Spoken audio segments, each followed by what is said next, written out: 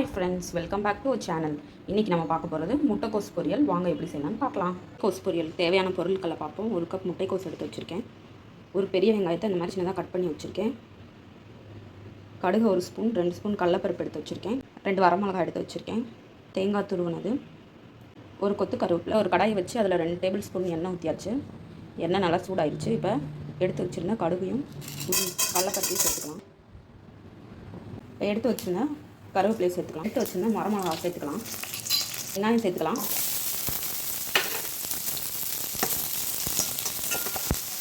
எல்லாம் நல்லா வதங்கிடுச்சு. இப்போ நம்ம எடுத்து வச்சுருந்தேன் முட்டைக்கோஸ் சேர்த்துக்கலாம்.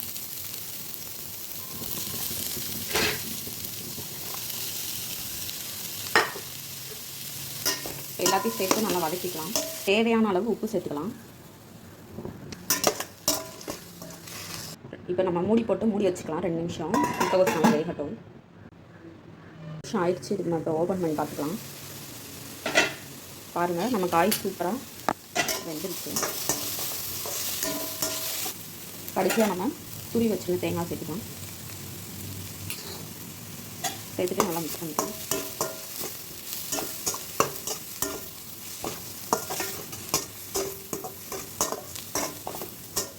பாருங்கள் ஃப்ரெண்ட்ஸ், நம்மளோட முட்டைக்கோஸ் பொரியல் சூப்பராக ரெடி ஆயிடுச்சு. நீங்களும் இதை உங்கள் வீட்டில் ட்ரை பண்ணி பாருங்கள். உங்களுக்கு இந்த வீடியோ பிடிச்சிருந்துச்சுன்னா லைக் பண்ணுங்கள், ஷேர் பண்ணுங்கள், கமெண்ட் பண்ணுங்கள். மறந்துடாமல் நம்ம சேனலை சப்ஸ்கிரைப் பண்ணுங்கள். தேங்க்யூ.